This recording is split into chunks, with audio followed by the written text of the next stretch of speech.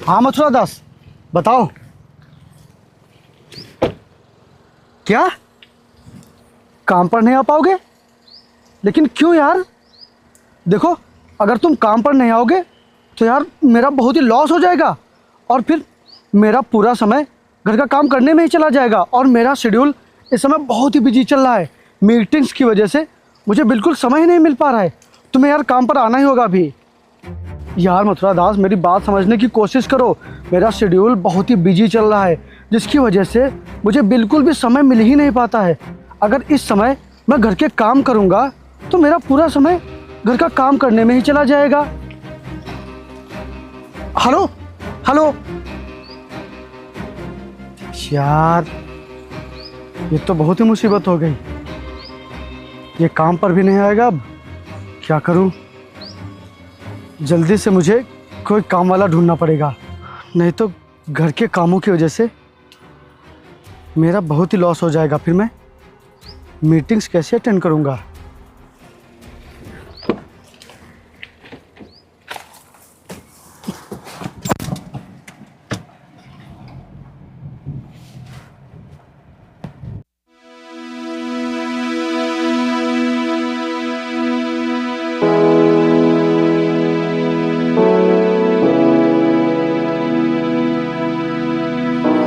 नमस्ते साहब। नमस्ते। आप कौन? मेरा नाम शगुन है। आपको ऐसे इंसान की ज़रूरत है ना, जो आपके यहाँ काम करे, खाना बनाए। हाँ ज़रूरत तो है, लेकिन तुम्हें सब कैसे पता? साहब, कल जब आप अपने नौकर से बात कर रहे थे तो मैं भी वहाँ थी और मैंने सारी बातें सुन ली थी। साहब, मैं सब कुछ कर लेती हूँ, खाना बना लेती हूँ, झाड़ू पोछा कर लेती हूँ, घर के सारे काम कर लेती हूँ। साहब प्लीज़ आप मुझे काम पे रख लीजिए ना। मैं आपको नहीं जानता हूँ और ना पहचानता हूँ, आपको मैं ऐसे कैसे काम पर रख लूँ? साहब, जब इंसान मिलते हैं तभी तो जान पहचान होती है ना। और साहब, मैं इसलिए कह रही हूँ क्योंकि मुझे काम की बहुत ही ज़रूरत है।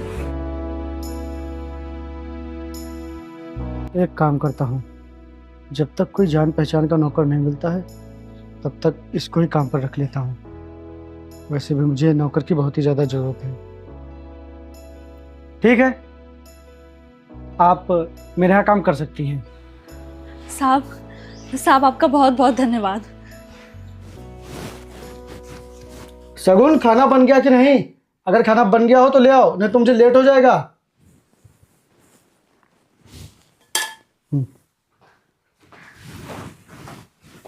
ये लीजिए साहब जी खाना।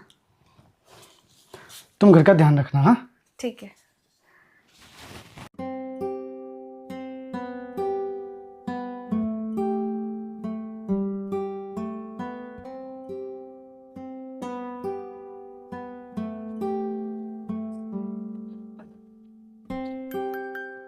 शगुन, जी साहब। यहाँ आओ। एक बात बताओ, तुमने खाना बनाना कहाँ से सीखा? साहब, मैंने जो कुछ भी सीखा है खुद से ही सीखा है। पर क्यों साहब, खाना अच्छा नहीं बना था क्या? अच्छा, बहुत ही अच्छा खाना बनाया था तुमने। मेरे ऑफिस के लोगों ने भी खाना खाया और वो तुम्हारी बहुत ही तारीफ कर रहे थे। कह रहे थे कि जिसने भी खाना बनाया है लाजवाब का खाना बनाया है। धन्यवाद साहब, मैं तो डर ही गई थी। वाकई में खाना बहुत अच्छा था। अच्छा जाओ, तुम काम करो।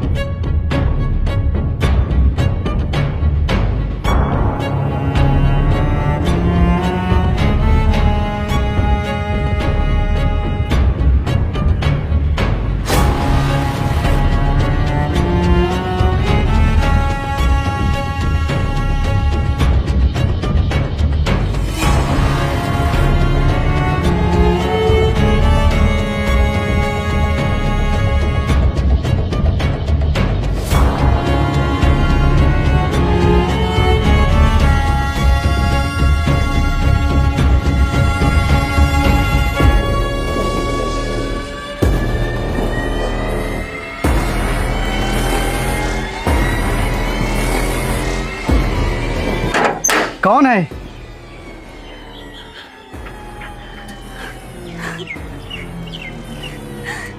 क्या हुआ सुगुन, तुम रो क्यों रही हो? मिस्टर रोहन, अच्छा होगा कि हम लोग अंदर चलकर बात करें। जी सर, आइए। सगुन कुछ बताओगे? आखिर तुम रो क्यों रही हो? सर आप ही बता दीजिए ना, ये क्यों रो रही हैं? और आप यहाँ पर क्यों आए हैं? मिस्टर रोहन, मुझे आपसे ये उम्मीद नहीं थी। आप इस शहर के कितने बड़े बिजनेसमैन हैं और आपने इतनी घिनौनी हरकत की है। मैं तुमको अरेस्ट करने आया हूँ। अरेस्ट? लेकिन क्यों सर? बात क्या है, जरा बताएंगे? जरा अपना फ़ोन देना।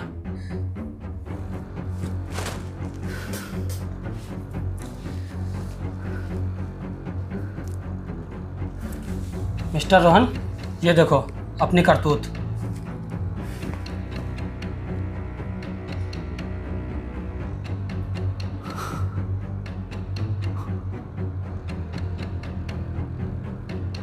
सगुन, ये सब क्या है?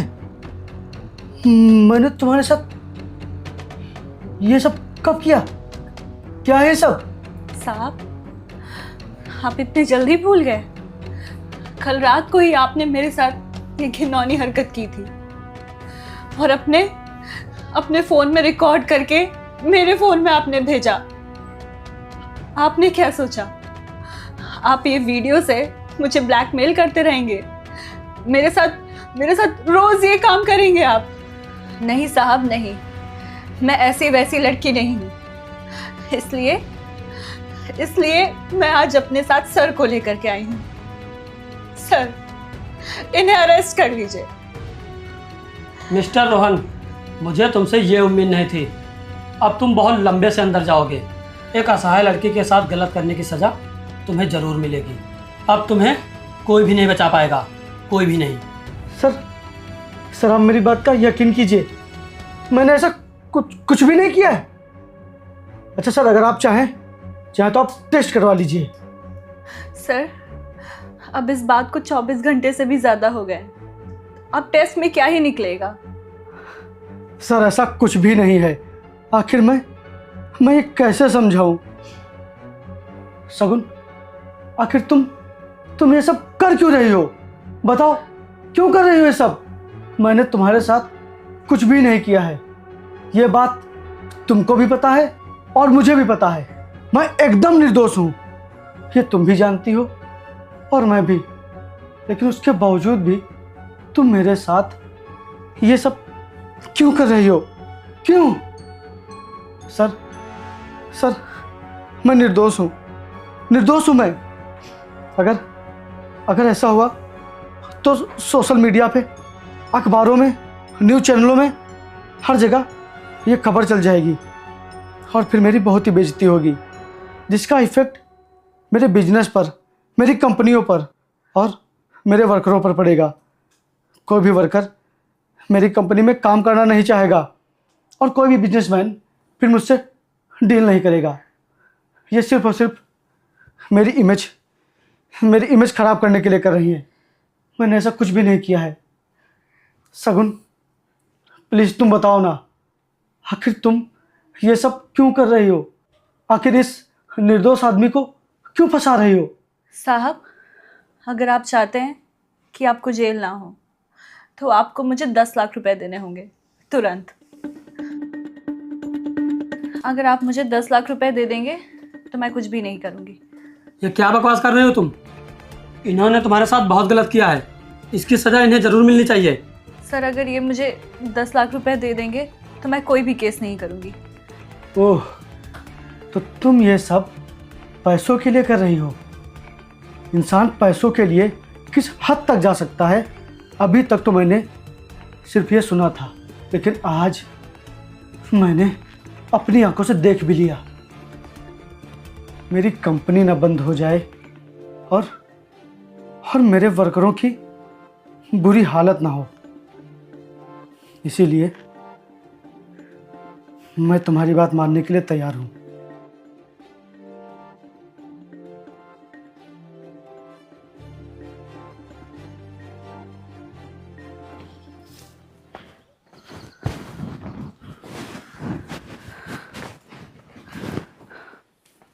ये लीजिए भैया 10 लाख रुपए। अब आपकी इज्जत मिट्टी में नहीं मिलेगी। अब आपका सर समाज के आगे नहीं झुकेगा। लेकिन तू इतने पैसे कहाँ से लाई? अरे बोलना, मैं कुछ पूछ रहा हूँ। मैं बताता हूँ।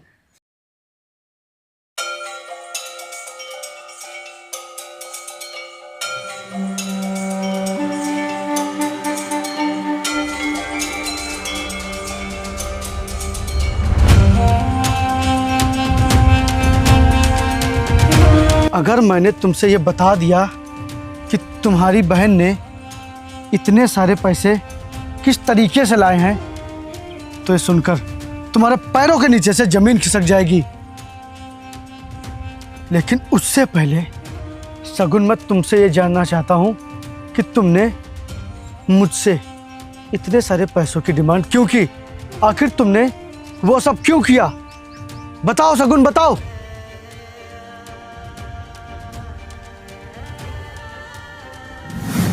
क्या आप ये कैसी बातें कर रहे हैं? शादी को सिर्फ 1 हफ्ता बचा है और सारे कार्ड बढ़ चुके हैं, और अब आप इतने बड़े दहेज की मांग कर रहे हैं। शादी तय होते वक्त तो आपने कहा था कि मुझको दहेज में कुछ नहीं चाहिए, कुछ भी नहीं चाहिए। अब आप 10 लाख रुपए मांग रहे हैं। मैं इतने सारे पैसे कहाँ से लाऊंगा? मैं क्या करूं? और देखो, अगर ये शादी नहीं हुई तो मैं कहीं का नहीं बचूंगा। मेरी गांव में बहुत ही बेइज्जती होगी, इसलिए इस शादी से मना मत कीजिए। मैं इतने सारे पैसे कहाँ से लाऊंगा, कैसे लाऊंगा, मेरी कुछ समझ में नहीं आ रहा है। ये सब मैं कुछ नहीं जानता। मुझे दहेज में पूरे 10 लाख रुपए चाहिए, वरना शादी नहीं होगी। और आपको लड़का भी तो इंजीनियर मिल रहा है। आपकी बहन राज करेगी राज। अगर आपको शादी करनी है तो आपको 10 लाख रुपए तो देने ही पड़ेंगे।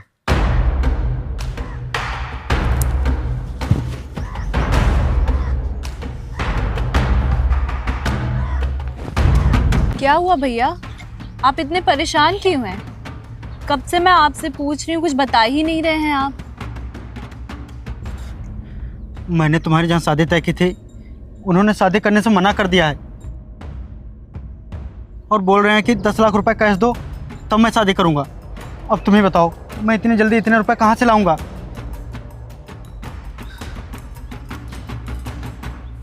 रहने दीजिए भैया, ऐसे इंसान से रिश्ता करने का क्या मतलब है जो दहेज का भूखा हो, जो पैसों का भूखा हो। इतने पैसे कहाँ से आएंगे भैया? भैया मुझे अभी शादी नहीं करनी है, पढ़ने दीजिए भैया, मुझे अभी पढ़ने दीजिए। चुप कर, बंद कर अपनी बकवास। और अगर ये शादी नहीं हुई तो तुम्हें अपनी जान दे दूंगा, क्योंकि मुझको अपनी जान से ज़्यादा इज्जत प्यारी है। भैया आप ये कैसी बातें कर रहे हैं? अगर आपको कुछ हो गया तो मेरा क्या होगा?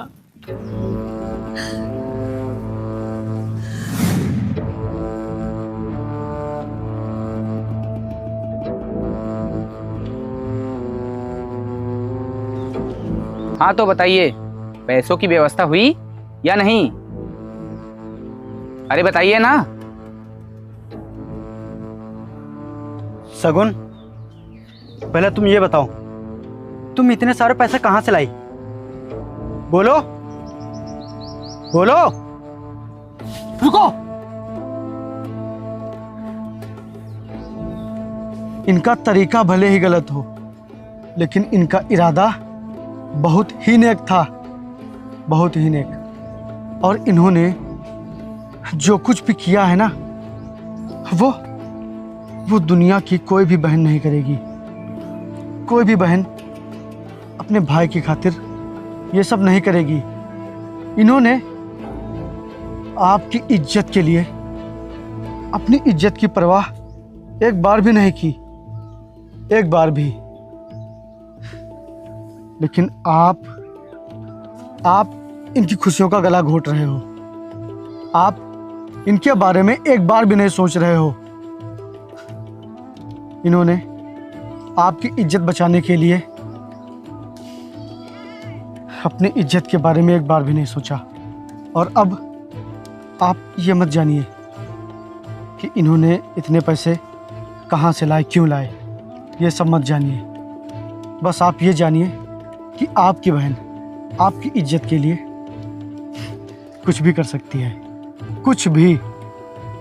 लेकिन आप इनके साथ बहुत ही गलत कर रहे हो, बहुत ही गलत। इनकी खुशियों का गला घोट रहे हो आप। और आप अपनी बहन की शादी इन जैसे दहेज के लालची इंसान से करवा रहे हैं। आज के ज़माने में जो इंसान दहेज मांगता है उससे बड़ा लालची कोई होता ही नहीं है। और इनकी इच्छा है पढ़ाई करने की, तो आप इनकी इच्छा को क्यों मार रहे हैं? क्यों आप इनकी काबिलियत को नहीं समझ रहे हैं? सगुन, मुझे माफ़ कर दो, मुझे माफ़ कर दो बहन, जो मैंने तेरे काबिलियत को कभी नहीं समझा। तुझे हमेशा पढ़ाई करने से मना करता रहा और मैंने तेरी शादी एक लालची इंसान से तय कर दी। लेकिन अब यह शादी नहीं होगी और तुम निकल जाओ यहाँ से। अब मुझको कोई परवाह नहीं समाज की। समाज जो कहेगा मैं देख लूँगा। लेकिन अब अगर मुझे किसी की परवाह है तो वो है मेरी बहन। जाओ, निकल जाओ यहाँ से, जाओ।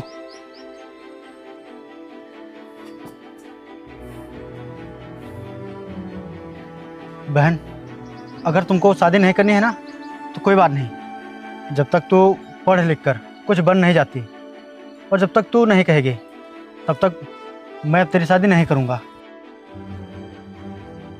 मुझे माफ़ कर दे, जो मैं इतना गलत फैसला लेने जा रहा था।